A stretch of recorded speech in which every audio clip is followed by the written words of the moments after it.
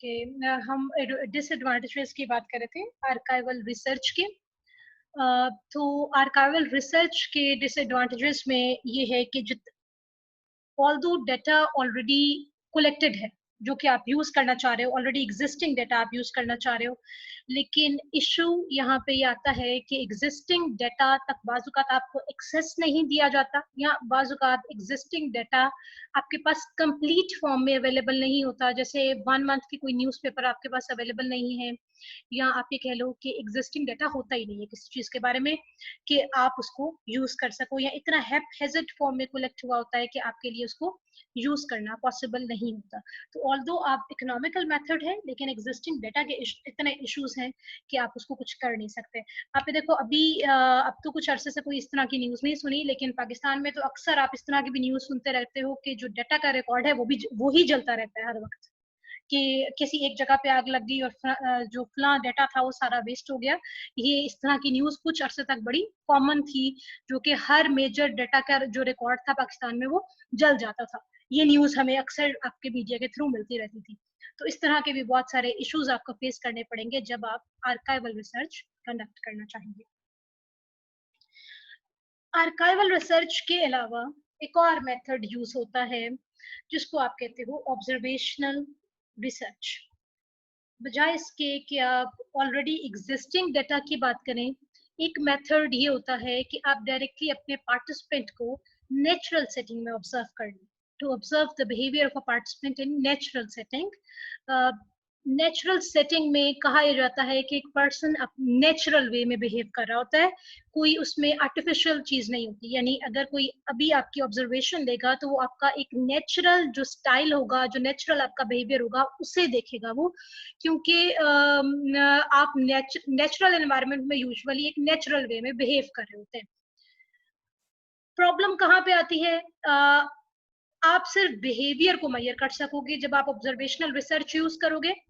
यानी इसमें आप एक पर्सन के इमोशंस को या आप ये कह लो बिलीव्स को स्टडी करना आपके लिए पॉसिबल नहीं होगा, या आप ये कह लो एटीट्यूड्स और प्रेफरेंसेस को स्टडी करना, ऐसी चीज को स्टडी करना पॉसिबल नहीं होगा जो चीज विजिबल नहीं होती। अगर एक पर्सन फॉर एग्जांपल सैड है, जरूरी तो नहीं है कि वो चीज ऑब्जर्वेशन में जरूरी नहीं है कि आपके आपके आप उसको आइडेंटिफाई कर सको, या एक पर्सन किसी चीज के बारे में फेवरेबल एटीट्यूड रखता है या नॉन फेवरेबल एटीट्यूड रखता है, इस चीज को भी, ये चीज भी विजिबल नहीं होगी, ऑब्जर्व करना आपके लिए पॉसिबल नहीं होगा।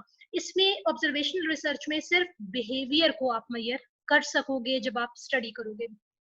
फॉर एग्जाम्पल, आप ये देखना चाहते हो, आप एग्रेशन को स्टडी करना चाहते हो among first graders, first class में, या आप ये कह लो कि प्राइमरी स्कूल में के जो बच्चे हैं उनमें अगर आप ये देखना चाहते हो कि एग्रेशन कैसे, एग्रेशन की कौन कौन सी फॉर्म्स आपको नजर आती हैं, तो आप उनकी ऑब्जर्वेशन ले सकते हो। फॉर एग्जांपल, किसी दिन आप प्लेग्राउंड में चले जाओ, उसमें क्लोजली उनको ऑब्जर्व करो, आपको बच्चों में इस तरह के एग्रेसिव बिहेवियर्स नजर आएंगे, दूसरे बच्चे को धक्का दे दिया, मारना शुरू कर दिया, इसी तरह से किसी को किक मार दी, किसी को पेंसिल या पेंसिल से टीज करने की कोशिश की, इस तरह के एग्रेसिव, या किसी की कॉपी फाड़ दी, इस तरह के आपको एग्रेसिव बिहेवियर्स फर्स्ट ग्रेडर्स में कॉमनली नजर आएंगे।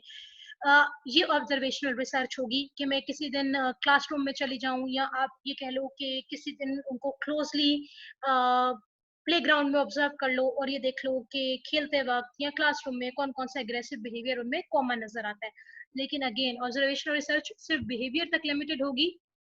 प्रेफरेंसेस उनकी क्या है, फेवरेबल एटीट्यूड है, नॉन फेवरेबल एटीट्यूड है, अनफेवरेबल एटीट्यूड है, कैसे इमोशंस एक्सपीरियंस करें, ये चीजें आपके लिए आइडेंटिफाई करना ऑब्जर्वेशनल रिसर्च में पॉसिबल नहीं होगा।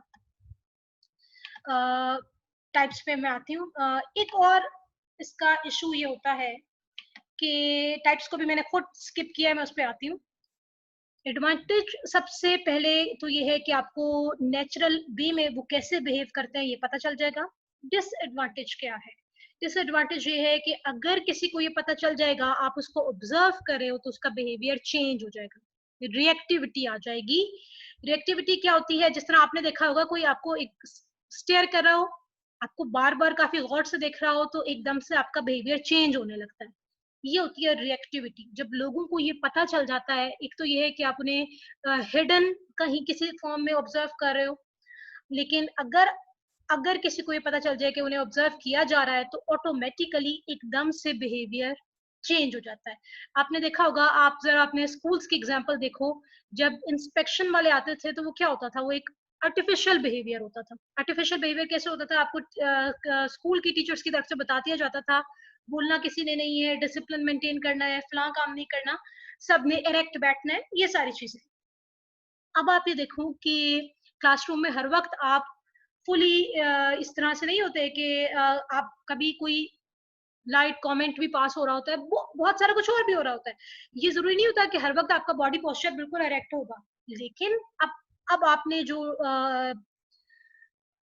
जब आपकी इंस्पेक्शन होती है, आप एक टोटली एक आर्टिफिशियल बिहेवियर देते हैं, आप एक ऐसा बिहेवियर देते हैं जो कि नेचुरल आपका नहीं होता। रिएक्टिविटी आ जाती है, आप रिएक्ट करते हैं, आपको पता चलता है कोई आपको ऑब्जर्व कर रहा है, आपका रिस्पॉन्स ही चेंज हो जाता है। तो ये इसका सबसे बड़ा डिसएडवांटेज होता है। सेकेंडली, एक्सटर्नल फैक्टर्स बहुत ज्यादा होते हैं जिन्हें कंट्रोल करना पॉसिबल नहीं होता। अब आप ये देखो कि आसपास बहुत सारे एक्सटर्नल फैक्टर्स इंटरप्ट करेंगे आपकी ऑब्जर्वेशन को। आप ऑब्जर्वेशन ले रहे हो, किसी ने आपको बुला लिया, आपको उसकी बात भी सुननी पड़ेगी, और माइट भी पीछे जिस चीज को आप ऑब्जर्व कर रहे थे वो मिस हो जाए। इसी तरह से कोई और इंटरेस्टिंग चीज, कोई और आप किसी एक पर्सन को ऑब्जर्व कर रहे हो, कुछ पास और इंटरेस्टिंग इवेंट होता है, आप उसको ऑब्जर्व करने लग जाते हो। जो आसपास के एक्सटर्नल फैक्टर्स का इम्पैक्ट है, जो कि डिस्ट्रैक्ट भी कर सकते हैं आपको, आपकी टेंशन को, या आसपास का जो नॉइस है वो आपको डिस्टर्ब कर सकता है, और बहुत सारे फैक्टर्स हैं जिनको आप कंट्रोल नहीं कर सकते जब आप नेचुरल सेटिंग में ऑब्जर्वेशन ले रहे होंगे।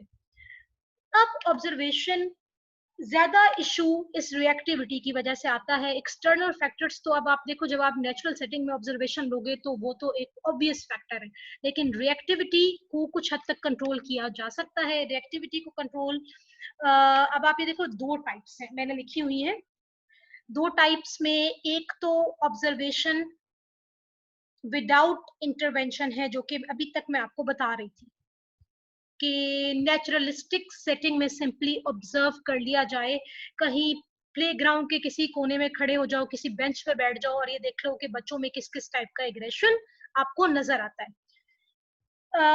विदाउट इंटरवेंशन यानी बिला वजह आप सेटिंग को डिस्टर्ब नहीं करोगे। अगर आप प्लेग्राउंड के किसी कोने में बैठे हो तो आप खामोशी से सिर्फ ये देखोगे कि बच्चे क्या कर रहे हैं और सिचुएशन क्या है, सिर्फ उसको ऑब्जर्व करोगे। खुद से सिचुएशन को में कोई चीज ऐड नहीं करोगे, यानी ये नहीं करोगे कि आपने किसी बच्चे को कुछ कह दिया और उसके बाद आप बैठ गए पीछे। सिचुएशन को इंटरप्ट नहीं करोगे किसी भी तरह से। आप खामोशी से किसी कोने पे बैठ के सिंपल ऑब्जर्वेशन लोगे कि सेटिंग में क्या हो रहा है। किसी भी तरह से इंटरफेयर नहीं करोगे, इंटरवीन नहीं करोगे, इंटरप्ट नहीं करोगे आप सेटिंग को। ये तो होती है नेचुरल सेटिंग, जिसमें आपके पास नेचुरल वे में हर चीज होती रहेगी। आप खुद से कोई चीज चेंज क्रिएट नहीं करोगे सेटिंग में, किसी से बातचीत करने की कोशिश नहीं करोगे। एज साइलेंट ऑब्जर्वर आप हर चीज देखोगे। ये तो है जी नेचुरल सेटिंग, जिसको अभी तक हम डिस्कस कर रहे थे बेसिकली। एक होती है observation with intervention. With intervention इसका मतलब ये है कि रिसर्चर की तरफ से इंटरफेरेंस हो रही है। रिसर्चर चेंज भी क्रिएट कर सकता है, या आप ये कह लो कि रिसर्चर कोई मैनिपुलेशन कॉज कर सकता है, इंटरफेयर कर सकता है, सेटिंग को डिसरप्ट कर सकता है।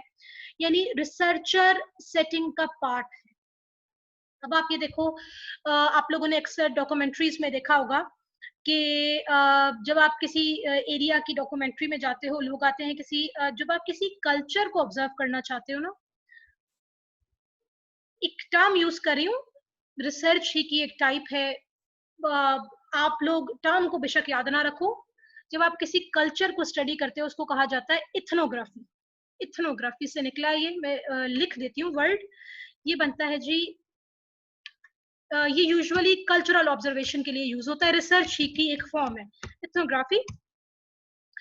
इथनोग्राफी में या ये कह लो कि ऑब्जर्वेशन विद इंटरवेंशन में होता ये है कि फॉर एग्जांपल आप किसी कल्चर को स्टडी करने में इंटरेस्टेड हैं। आप ये देखना चाहते हैं कालाश का जो कल्चर है वो कैसा है। अब जब आपने कल्चर स्टडी करना होता है तो वो हिडन फॉर्म में ऑब्जर्व, या वो साइलेंट ऑब्जर्वर के तौर पे उसकी ऑब्जर्वेशन लेना पॉसिबल नहीं है। साइलेंट ऑब्जर्वर के तौर पे आप ऑब्जर्वेशन लोगे तो आप बहुत सारा कुछ मिस कर दोगे। जब आपने कल्चर को स्टडी करना होता है, आप लोगों के साथ इंटरेक्ट भी करते हो ताकि वो आपको वहाँ के इम्पोर्टेंट हिस्टोरिकल प्लेसेस के बारे में भी बताएं, वहाँ के सिग्निफिकेंट इवेंट्स के बारे में भी बताएं, या आपको अदरवाइज आप ही देखो, एज आउटसाइडर आपको कोई भी किसी भी मीटिंग का पार्ट नहीं बनने देगा। आप किसी को कॉन्फिडेंस में लोगे कि यहाँ आप इस पर्पस के लिए आए हो, तब वो आपको अपनी गैदरिंग्स में शामिल होने देंगे, तब वो आपको अपने इवेंट्स में शामिल होने देंगे। अदरवाइज वो आपको अपनी गैदरिंग्स का पार्ट नहीं बनाएंगे। ये इश्यूज होते हैं जब आप किसी कल्चर की ऑब्जर्वेशन लेने जाते हो, तो आप एक से दो लोगों को बताते हो कि आप यहाँ इस पर्पस के लिए आए हो, जिसकी वजह से वो आपको हेल्प आउट करते हैं, वो आपको डिफरेंट लोगों से मिलवाते हैं, डिफरेंट जगहों पे लेके जाते हैं, डिफरेंट हिस्टोरिकल सिग्निफिकेंट इवेंट्स के बारे में बताते हैं। यानी वहाँ के लोगों को ये पता होता है कि पर्सन यहाँ ऑब्जर्वेशन के लिए आया है, या ये कोई एक रिपोर्ट कंपाइल करने आया है, ये कैलाश का कल्चर स्टडी करना है। अब आप ये देखो, कल्चर एक कोई बहुत छोटी चीज तो है नहीं कि एक दिन में वो सारा स्टडी हो जाएगा, वो प्लेस सारी एक्सप्लोर हो जाएगी। इतनी सारी देर के लिए आप अपनी आइडेंटिटी को हिडन नहीं रख सकते। तो आपको अपनी आइडेंटिटी रिवील करनी पड़ती है एज अ रिसर्चर। और इसमें रिएक्टिविटी ऐसे हैंडल होती है, कहा यह जाता है कि पहले दिन रिएक्टिविटी आएगी, दूसरे दिन रिएक्टिविटी आएगी।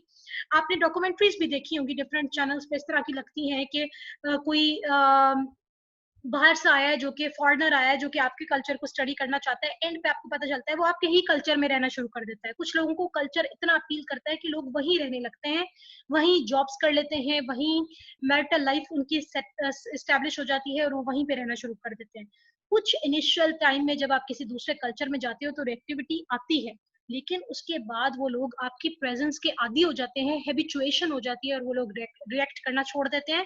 उन्हें लगता है कि अच्छा ये तो पर्सन रोज ही होता है। जब रोज होता है तो जब वो पर्सन रोज होता है तो उस केस में लोग उसकी तरफ रिएक्ट करना छोड़ देते हैं और उसको वो बेसिकली कल्चर का पार्ट ही कंसीडर करने लगते हैं। तो यहाँ तो ऑब्जर्वेशन विद इंटरवेंशन होती है या विदाउट इंटरवेंशन होती है। जिस जगह पे आपको लगता है कि आइडेंटिटी हाइड करना पॉसिबल है, आप हाइड कर लेते हो। जैसे आप लोगों ने देखा होगा कि एजेंसीज जो करती हैं, एजेंसीज आपकी अक्सर जेल्स में जाती हैं, क्रिमिनल्स के साथ डील करती हैं। आप डिस्क्वाइज हो जाते हो, आप अपनी आइडेंटिटी हाइड करके आप प्रिजनर की फॉर्म में प्रिजन में जाते हो, और आप आसपास के लोगों को ये बताते हो कि आप भी उनकी तरह के एक प्रिजनर हो। लेकिन पर्पस क्या होता है? पर्पस ऑब्जर्वेशन लेना होता है। तो बाज़ औक़ात आप कल्चर्स की स्टडी करते वक्त अपनी आइडेंटिटी लोगों के सामने खुद बता देते हो कि मैं यहाँ इस पर्पस के लिए आया हूँ। बाज़ औक़ात आप अपनी आइडेंटिटी हिडन रखते हो, जहाँ पे आइडेंटिटी हिडन रखना पॉसिबल हो, जैसा कि आपकी एजेंसीज वर्क करती हैं सारी, जिसमें या ये जो स्पाइज होते हैं, ये क्या करते हैं? ये अपनी आइडेंटिटी छुपाते हैं और फिर उसके बाद ऑब्जर्वेशन लेते हैं। तो ऑब्जर्वेशन किसी भी फॉर्म में ली जा सकती है। अगर तो आप सेटिंग को में इंटरफेयर कर रहे हो एज अ रिसर्चर, अपनी आइडेंटिटी हिडन रखते हुए, यानी कोई स्पाई है, वो किसी जगह पे जाता है, खुद पार्टिसिपेट करता है सेटिंग में, या कोई किसी कल्चर को स्टडी करने जाता है, तो ये ऑब्जर्वेशन विद इंटरवेंशन है, जिसमें रिसर्चर एक्टिवली इन्वॉल्व है सेटिंग में। एक होती है नेचुरलिस्टिक ऑब्जर्वेशन, जिसमें आप सिर्फ आप सेटिंग में कोई चेंज क्रिएट नहीं करते और कहीं दूर बैठ के सारा कुछ सिंपली ऑब्जर्व करते हो। तो ऑब्जर्वेशन दो तरह से आप कंडक्ट करते हो। देन आपके पास आता है आर्काइवल रिसर्च होगी, ऑब्जर्वेशनल रिसर्च हो गई, सर्वे रिसर्च द मोस्ट फेमस, जिससे आप फेमिलियर भी हैं। सर्वे रिसर्च में ये जो अभी आपने मुझसे क्वेश्चन किया था, ये साइकोलॉजी के स्टूडेंट्स जो क्वेश्चनर्स लेके खड़े होते हैं। सर्वे रिसर्च में अब आप ये देखो, मैंने आपको डिसएडवांटेज ये बताया कि ना तो इमोशंस को स्टडी किया जा सकता है ऑब्जर्वेशन के थ्रू, और ना ही एटीट्यूड्स को स्टडी किया जा सकता है, यानी मेरा किसी चीज के बारे में फेवरेबल ओपिनियन है या फेवरेबल ओपिनियन नहीं है, ये स्टडी नहीं किया जा सकता। तो सर्वे रिसर्च एक ऐसी रिसर्च है जो कि ये ड्रॉबैक ओवरकम करके आपको देती है। सर्वे रिसर्च में आसान तरीका ये है कि बजाय इसके कि आप ऑब्जर्व करो, आप लोगों से खुद पूछ लो वो कैसा फील कर रहे हैं, कैसा उनके एटीट्यूड्स किसी चीज के बारे में क्या है, उनके बिलीव्स क्या हैं, प्रेफरेंसेस क्या हैं, सोचते क्या हैं। सर्वे रिसर्च में आप अपने पार्टिसिपेंट से डायरेक्टली खुद पूछ सकते हो कि वो कैसा उनके वो कैसा फील कर रहे हैं, या उनके थॉट्स और एटीट्यूड्स क्या हैं।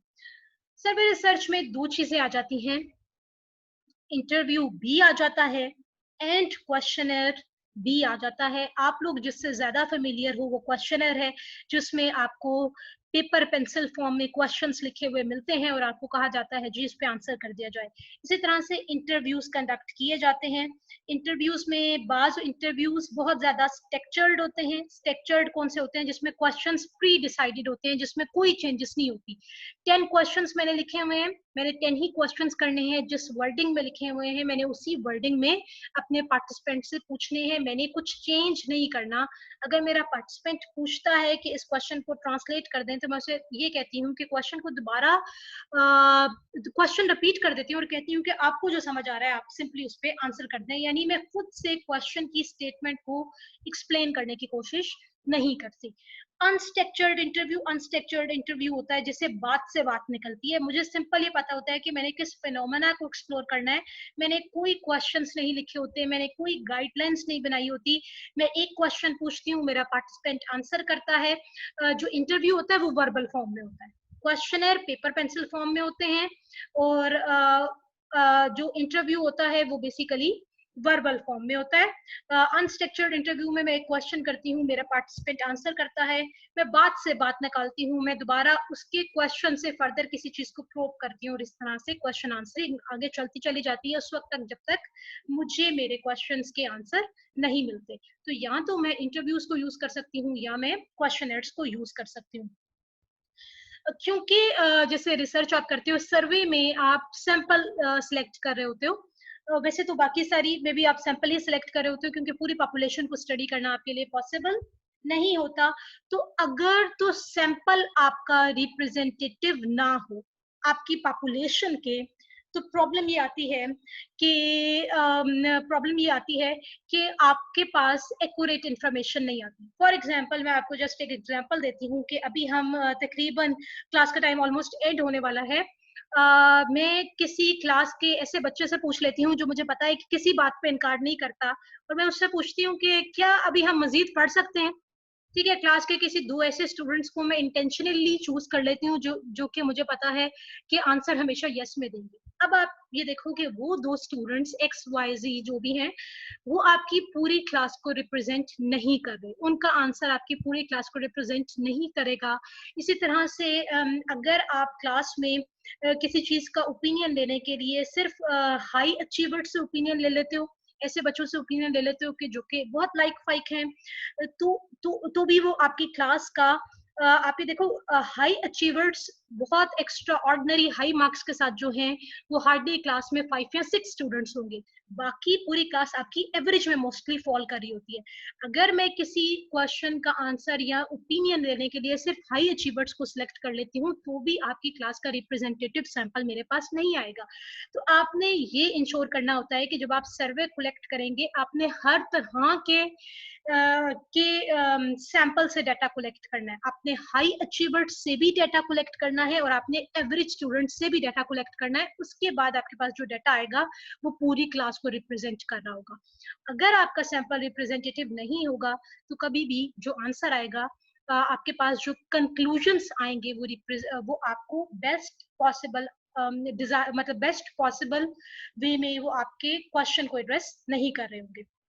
इसी तरह से सर्वे में आपको एक और प्रॉब्लम नजर आएगी कि लोग अपने आप को फेवरेबल लाइट में प्रेजेंट करना चाहते हैं। मैं अपनी मिस्टेक्स और फ्लॉज को कभी एडमिट नहीं करना चाहूंगी। मुझे लगेगा कि फर्ज करें आप मुझसे इंटरव्यू में पूछते हैं मेरी बैड हैबिट्स कौन कौन सी हैं, मैं यूजुअली चाहूंगी कि मैं सिर्फ ऐसी बैड हैबिट्स बताऊं जो कि जिसका कोई नेगेटिव कॉन्सिक्वेंसेस मुझे ना फेस करने पड़े। मुझे लगेगा कि मैं इंटरव्यूअर के सामने अपने फ्लॉज बताऊंगी, इंटरव्यूअर मेरे बारे में क्या सोचेगा। ठीक है, इसीलिए मैं ऐसा हर नेगेटिव एस्पेक्ट अपना छुपाना चाहती हूँ जो कि मुझे लगता है सोशली डिजायरेबल नहीं है। सोसाइटी में जिस चीज को अच्छा नहीं समझा जाता, मैं ऐसी चीजों को इंटरव्यू या क्वेश्चनर में बताना जरूरी नहीं समझती। मुझे लगता है कि अगर मैं बताऊंगी तो रिसर्चर या इंटरव्यूअर मेरे बारे में कुछ भी नेगेटिव ओपिनियन रख सकता है। ये एक डिसएडवांटेज होता है कि क्योंकि ये सेल्फ रिपोर्ट पे बेस कर रहा होता है, तो अक्सर हम सेल्फ रिपोर्ट एक्यूरेट नहीं दे रहे होते। हम जेन्युइन चीज नहीं बताना चाह रहे होते, जैसा कि हम बताते हैं। इसी तरह से बाजुकात जिसमें बहुत ज्यादा क्वेश्चंस, लोडेड क्वेश्चंस होते हैं, इमोशनल क्वेश्चंस, या जो कि आपके इमोशंस को ट्रिगर कर दें। इसी तरह से अगर आप कोई ऐसे क्वेश्चंस पूछ रहे होगे जो कि आपके इमोशंस को एकदम से बहुत ज्यादा हाईलाइट कर दें, ट्रिगर कर दें, ऐसे क्वेश्चंस पे भी बाजुकात आंसर प्रॉपर नहीं आता। जैसे मैं जस्ट एक एग्जांपल दे रही हूँ, जैसे अगर आप रिलीजियस बिलीफ्स रिलेटेड क्वेश्चंस की साइट पे चले जाओगे, या आप पॉलिटिकल बिलीफ्स की क्वेश्चंस की साइट पे चले जाओगे, ये ऐसे टॉपिक्स होते हैं स्पेशली रिलीजन का, जिसमें एकदम से एक पर्सन इमोशनल हो जाता है। तो ऐसे क्वेश्चंस जो कि बहुत ज्यादा लोडेड क्वेश्चंस होते हैं, इमोशंस को ट्रिगर कर रहे होते हैं, इमोशंस को एकदम से एक पर्सन को इमोशनल कर देते हैं, ऐसी चीजों के आंसर अक्सर आपको सर्वे से नहीं मिल रहे होते, क्योंकि पर्सन एक्यूरेटली उनको आंसर करने में इंटरेस्टेड नहीं होता। अभी तक हमने 3 तरह के रिसर्च डिजाइन कवर की रिसर्च मेथड्स कवर किए हैं।